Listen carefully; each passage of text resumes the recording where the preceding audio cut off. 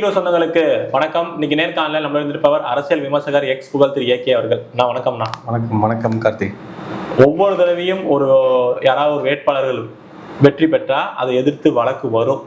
இந்த தடவை பார்த்துருக்கோம். இந்த ஆண்டு நடந்து முடிந்த சட்டசபை தேர்தலில் தமிழகத்துல அந்த தேர்தல் வழக்குங்கிறதே அதிகமா வந்திருக்கு.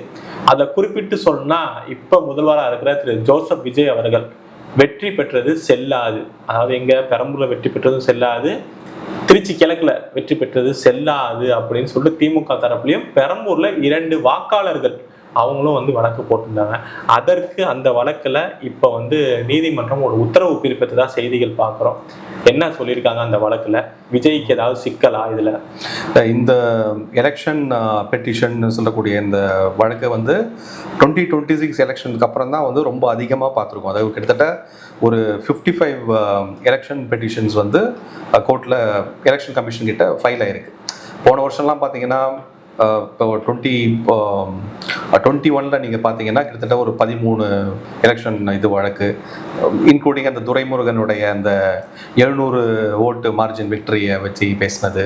அதுக்கு முன்னாடி ஒரு 20, 25, 12 போன வருஷம்லாம் இவ்வளோ தான் நடந்தது. பட் இந்த வாட்டி ஒரு 55 எலெக்ஷன் பெட்டிஷன்ஸ் இருக்குது. இதை தவிர முக்கியமான பெட்டிஷன் தான் சிஎம் விஜய்.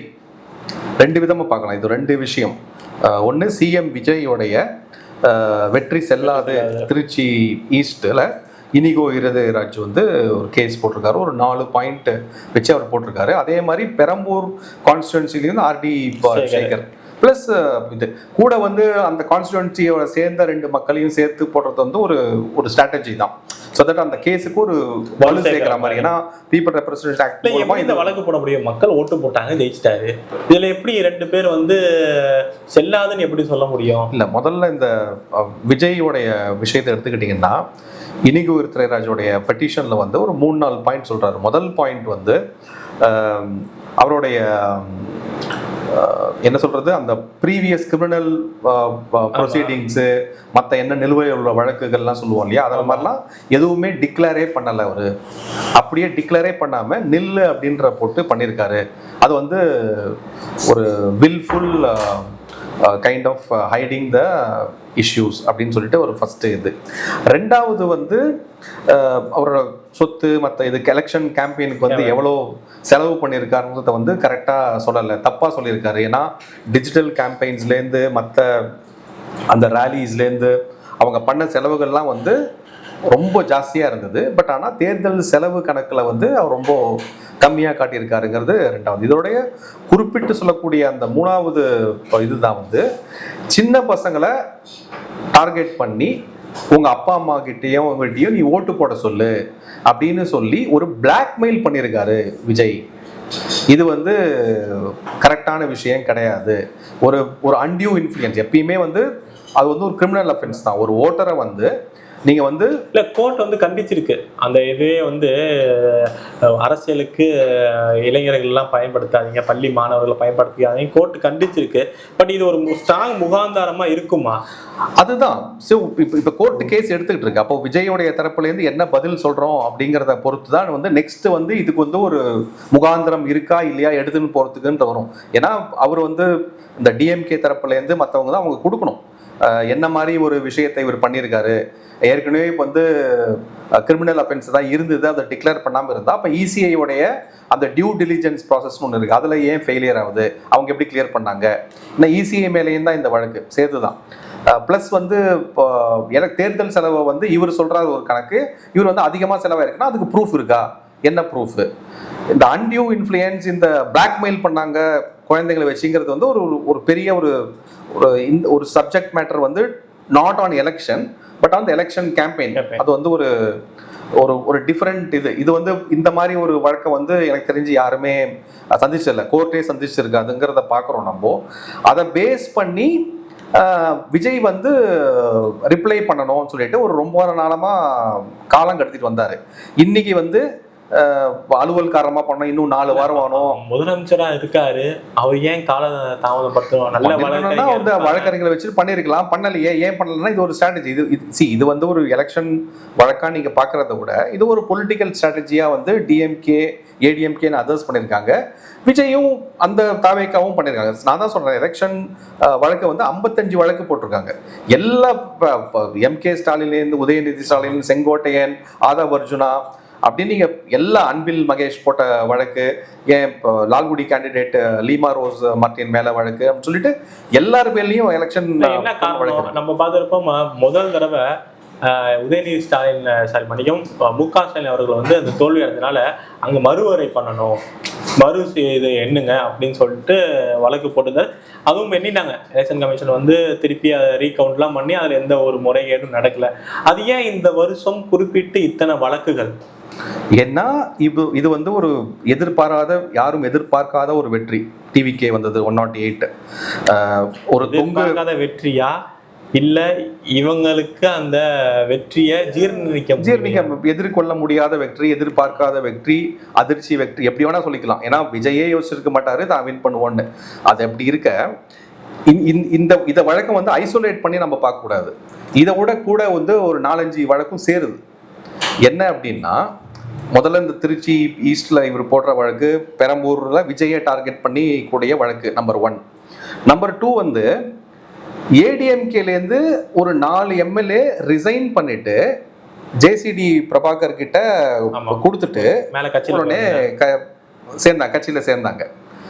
இவங்களுடைய ஸ்ட்ராட்டஜி, டிவிக்கோட ஸ்ட்ராட்டஜி என்னன்னா, எங்களுக்கு வந்து இப்போ 108லேருந்து நான் 119 வரணுங்கிறதுக்காக இந்த மாதிரி. ஏன்னா கட்சியில இருந்துகிட்டே வந்தாங்கன்னா, ஆதரவு தெரிவிச்சாங்கன்னா அது வந்து டிஃபெக்ஷன் இதுல வந்து சாதகமா வராது. ஸோ அதனால ரிசைன் பண்ணிட்டு இவங்க ஜாயின் பண்ணாங்கன்னா பை எலெக்ஷன் வரும்பொழுது திருப்பியும் வெற்றி பெறலாம்.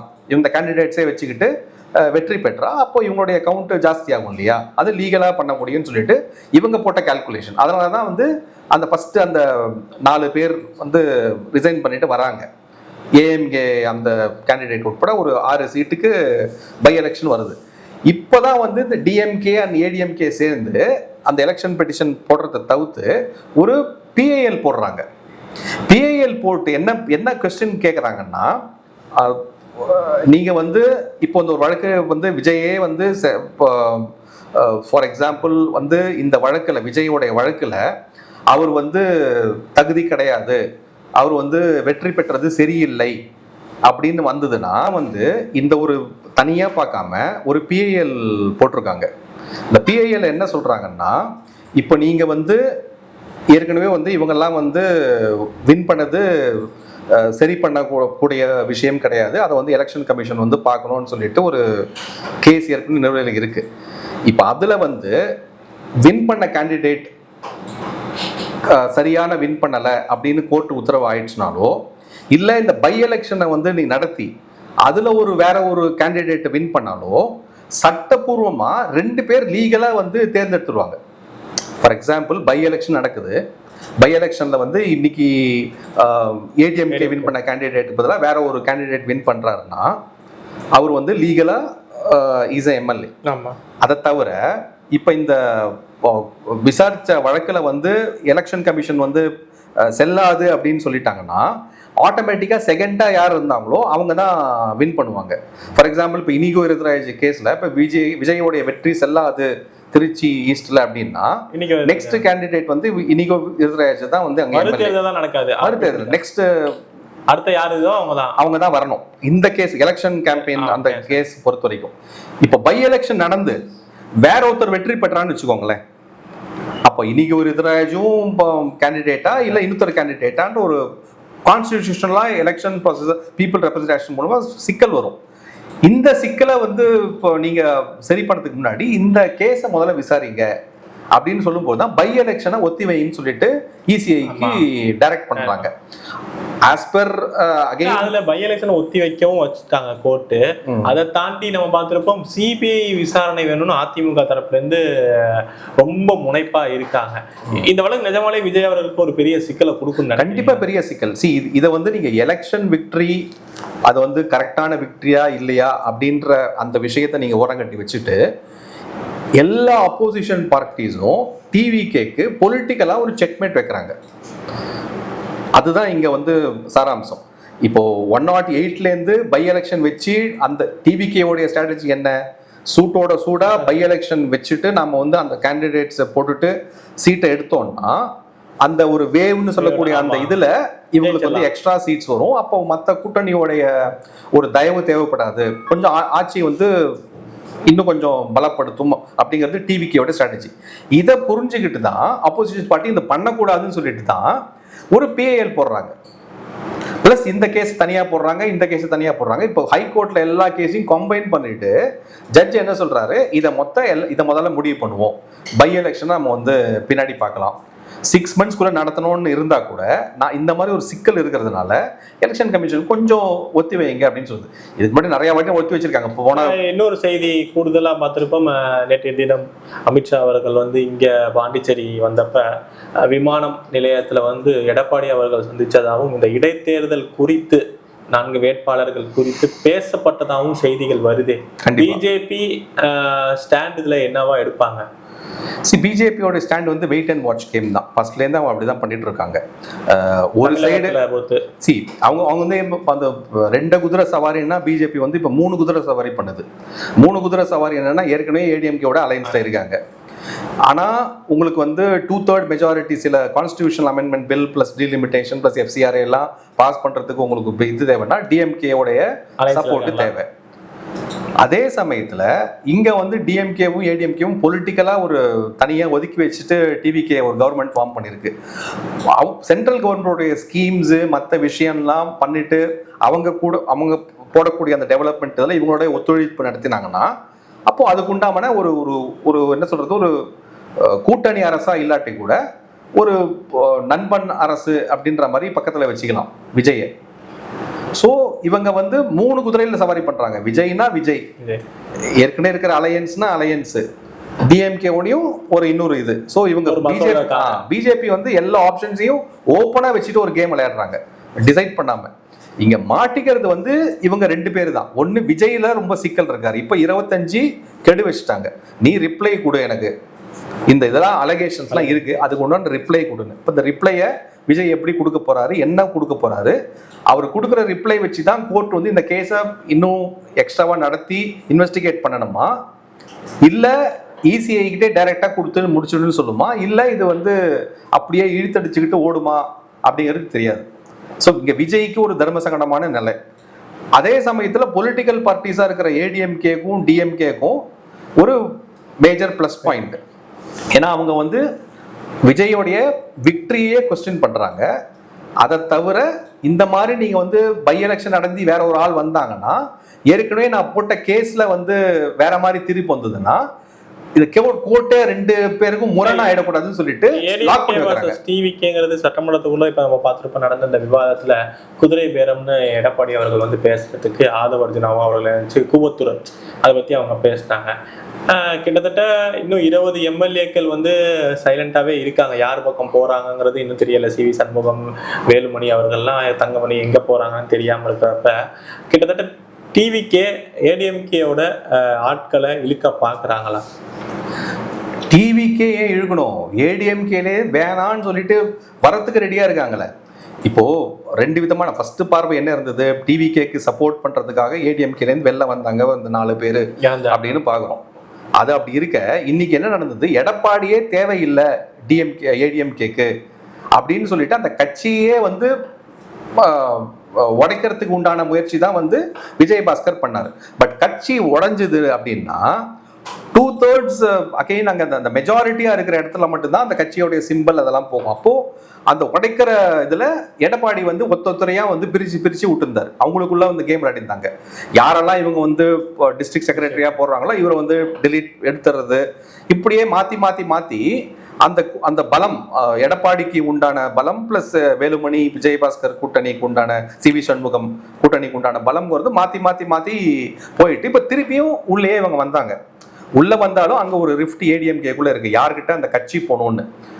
இப்ப இந்த கேஸ்ல என்ன டிசைட் ஆகுது, பை எலெக்ஷன் வந்தது அப்படின்னா அங்கேருந்து ஏடிஎம்கேவோட கேண்டிடேட்ஸை ஏற்கனவே வந்த விஜயபாஸ்கர், எம்ஆர் விஜயபாஸ்கர், 2 விஜயபாஸ்கர், ஜெயக்குமார் இதோடைய இது ப்ளஸ் அவங்க எல்லாம் உள்ள சேர்ந்து திருப்பி எலெக்ஷன் பண்ணிட்டு டிவி கேக் போனாங்க. அவங்களே நின்று திருப்பி வெற்றி பெற வாய்ப்பு இருக்கா?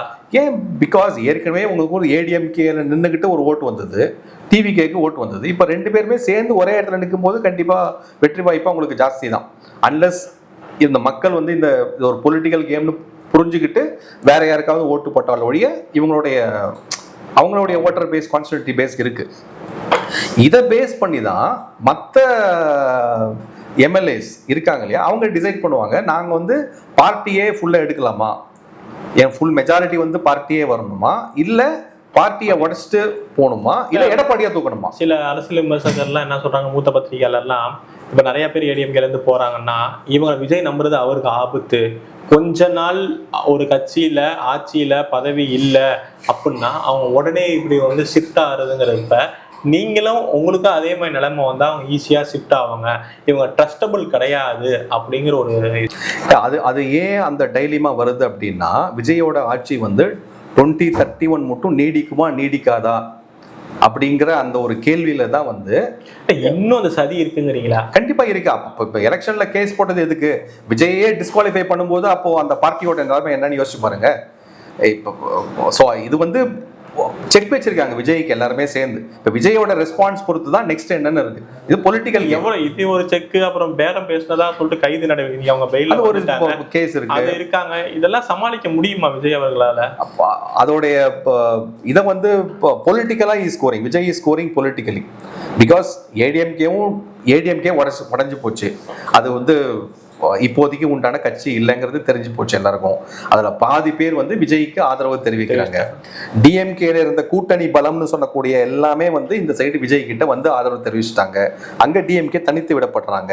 அவங்க தனித்து விடப்படும் போது அவங்க பிஜேபிக்கு சப்போர்ட் பண்றாங்க இல்லையாங்கிற போது அவங்களுடைய ஸ்டாண்ட்ஸ் வந்து தமிழக மக்களுக்கு புரியும். ஸோ இப்படி தான் இருக்க தவிர விஜய் பொலிட்டிக்கலாக இது வரைக்கும் ஆனது கரெக்ட்.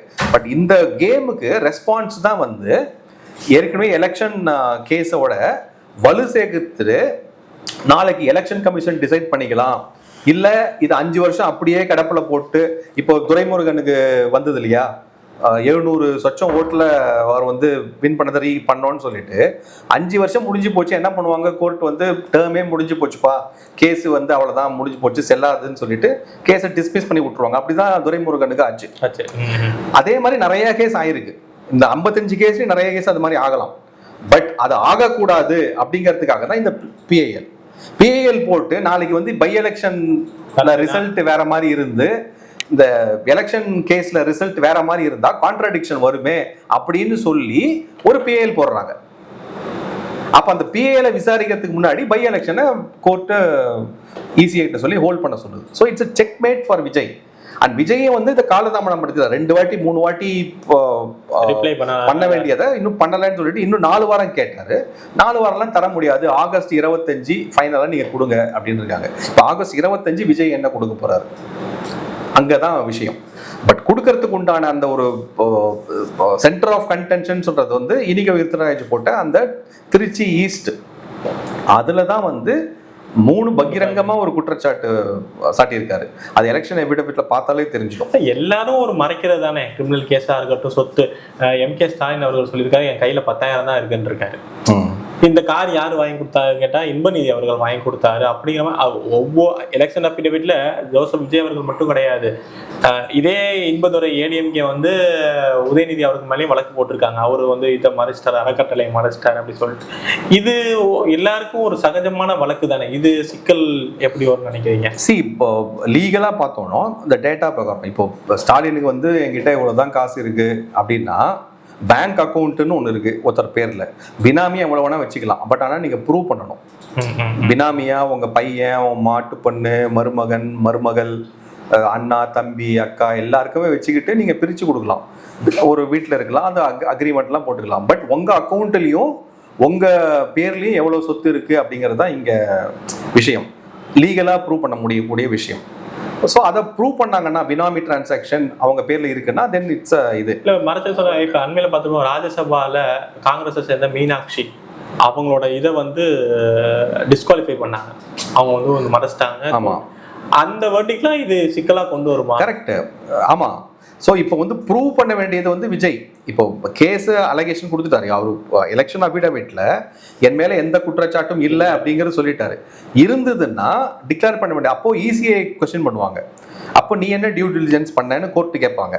அப்போ அது பண்ணும்பொழுது அவங்க ரூல் பிரகாரம் அந்த representation people of representation act பிரகாரம் என்ன ஆக்ஷனோ அந்த ஆக்ஷனுக்கு எடுன்னு சொல்லிட்டு கோர்ட்டு பரிந்துரைக்கும். இது ஒரு விஷயம் இருந்தாலும் எலெக்ஷன் செலவை நிரூபிக்க வேண்டியது வந்து இனிகோ இருக்கிறாரு. இவர் வந்து இவ்வளவுதான் செலவு பண்ணாரு, நீ எக்ஸ்ட்ரா செலவு பண்ணனா எப்படி சொல்றேங்கிறத அவரு நிரூபிக்கணும். ஸோ இது வந்து வழக்காக தான் போகும். இந்த மூணாவது தான் வந்து கோர்ட்டு உள்ள வரும். குழந்தைகளை பிளாக்மெயில் பண்ணி ஓட்டு போட வச்சாங்க அப்படின்னு சொல்லும் பொழுதுதான் அது வந்து ஒரு பெரிய சிக்கல் விஜய்க்கு. ஏன்னா அது அவர் பேசினது உண்மை, ஒய்எம்சிஏ மைதானத்துல அவர் வந்து சொன்னது உண்மை. அதை பேஸ் பண்ணி நிறைய ரீல்ஸ் நம்ம பார்த்தோம். சின்ன குழந்தைங்க வந்து ஜெயிச்சதுக்கு எல்லாத்தையும் தாண்டி குட்டீஸ்ங்களுக்கு நன்றி. அதை வந்து கோர்ட் வந்து எந்த மாதிரி ஒரு விஷயமா பார்க்கும், இதை வந்து நீ பிளாக்மெயில் பண்ண, அன்டியூ இன்ஃப்ளூயன்ஸ் பண்ணி ஒரு ஒரு வற்புறுத்தலின் பேர்ல ஓட்டு போட வச்சியா, இல்ல இது ஒரு சாதாரண நிகழ்வு, இதுக்கும் ஒரு அடல்ட்டா 18+ இயர்ஸ் குழந்தைய கேட்டு ஓட்டு போடுவான்னு சொல்றது அந்த அளவுக்கு மட்டுப்படுத்தி நீங்க பேச வேண்டிய அவசியம் இல்லை அப்படின்னு கோர்ட்டு பார்க்குமாங்கிறது வந்து அந்த ஜட்ஜு ரெண்டு பார்ட்டியோடைய ஆர்கியூமெண்ட்ஸ் வச்சுன்னு தான் பண்ணுவார். பட் பொதுவெளியில இது தவறு, இது வந்து ஒரு நல்ல ஒரு பிரசிடென்ட் கிடையாது அப்படிங்கிறது வந்து நம்ம எல்லாருக்கும் தெரிஞ்ச விஷயம். பட் கோர்ட்டுன்னு வரும்போது ரெண்டு வழக்கறிஞர்களும் என்ன மாதிரி பாயிண்ட்ஸ் வச்சு ஆர்கியூ பண்ண போறாங்க, அந்த ஆர்கியூமெண்ட்லேருந்து ஜட்ஜ் எப்படி பர்சீவ் பண்ணிட்டு ஜட்ஜ்மெண்ட் கொடுக்க போறாருங்கிறது வெயிட் அண்ட் வாட்ச். நேரம் உங்க நேரத்தை நம்ம தளத்தை வந்து பயந்து வைக்க ரொம்ப நன்றி. நல்லதே நடக்கும். வாழும். ஜெய்ஹிந்த்.